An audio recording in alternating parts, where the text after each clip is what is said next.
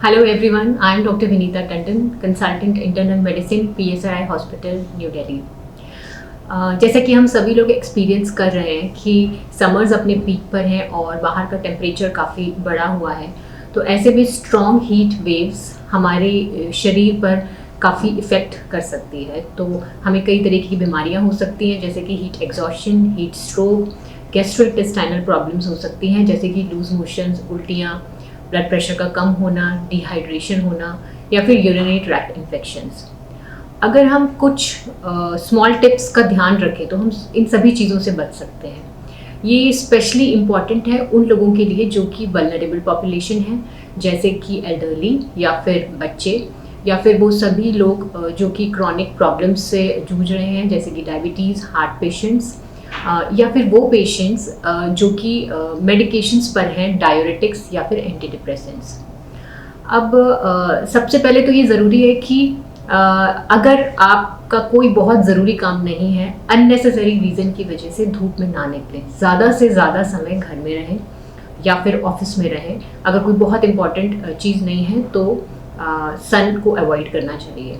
अगर आपको किसी काम की वजह से निकलना ही पड़ रहा है, स्पेशली वो लोग जिन लोगों के ट्रैवल ज़रूरी है या फिर जिन लोगों का काम धूप में ही होना है, तो उन लोगों के लिए अगर आप बाहर निकल रहे हैं तो अच्छा होगा कि आप कपड़े थोड़े समर फ्रेंडली पहने, जैसे कि लूज फिटेड या फिर लाइट कलर्ड क्लोथ्स, क्योंकि ये हीट को ट्रैप नहीं करते हैं।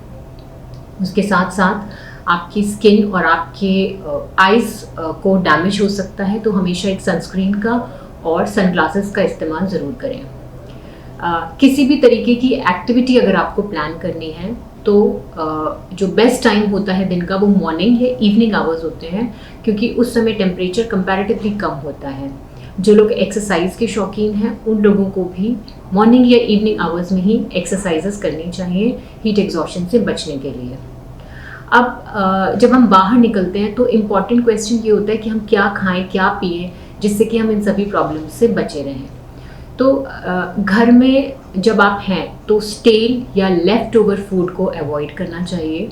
हमेशा फ्रेश और वेल कुक्ड फूड, अच्छे से धोए हुए फ्रूट्स एंड वेजिटेबल्स का इस्तेमाल करें, स्पेशली लीफी वेजिटेबल्स, उनको आप अच्छे से धो लें जब आप इस्तेमाल करें। जब आप बाहर जाएं तो अनकुक्ड और रॉ फूड को अवॉइड करना चाहिए, जैसे कि बाहर सर्व होने वाले सैलड्स या फिर चटनीज़ या फिर पानी पूरीज एक्सेट्रा, ये सब अवॉइड करना चाहिए, बिकॉज ये हॉट टेम्परेचर में ब्रीडिंग ग्राउंड्स होते हैं बैक्टीरिया के लिए। बैक्टीरिया इनमें पनपता है और ये आपके स्टमक में इन्फेक्शंस कर सकते हैं। टी या कॉफ़ी या अल्कोहल का सेवन कम होना चाहिए, क्योंकि ये आपकी बॉडी से फ्लूइड लॉस ज़्यादा कराते हैं। इसी तरीके से जो लोग नॉन वेजिटेरियन के शौकीन हैं, उन लोगों को कोई किसी भी तरीके का मीट या सी फूड हमेशा ऐसी जगह से खाना चाहिए जो कि हाइजीनिक प्लेस हो और वेल कुक्ड हो। रॉ या अनकुक्ड फूड को अवॉइड करना चाहिए। खाना खाने के पहले हमेशा अपने हाथों को अच्छे से धो लें। बिना धोए हाथों से खाना नहीं खाना चाहिए, वरना आपको स्टमक के इन्फेक्शंस होने के चांसेस हैं। अब ये है न्यूट्रिशन की बात। अगर हम बात करें हाइड्रेशन की, सो जब भी आप बाहर निकलें तो इंतज़ार ना करें कि जब आपको प्यास लगे तभी पानी पिएंगे।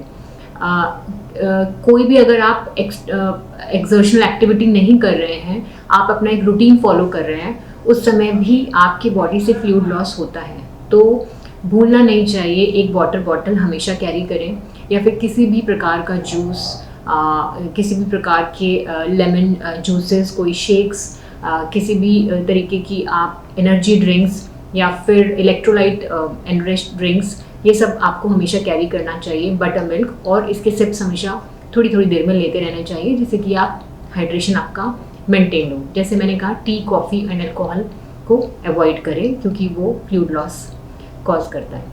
अब इन सब चीज़ों करने के बावजूद भी अगर आपको सिम्टम्स डेवलप हो तो आपको रिकग्नाइज़ करें कि किस तरीके के सिम्टम्स हैं जो हीट एग्जॉशन या हीट स्ट्रोक कर सकते हैं। टेम्परेचर का बहुत ज़्यादा आना, हाई फीवर होना, हेडेक होना, उल्टियाँ, मसल क्रैम्प्स होना, हार्ट बीट का तेज़ हो जाना, चक्कर आना या फिर दौरे पड़ जाना, बेहोशी हो जाना, ये सभी आपको संकेत करते हैं कि आपको हीट एग्जॉशन हो सकता है और आपको तुरंत अपने डॉक्टर से कंसल्ट करना चाहिए। सो अगर हम छोटी छोटी टिप्स का ध्यान रखें तो हम अपने आप को सेफ रख सकते हैं इस समर सीजन में। Stay safe. Thank you so much.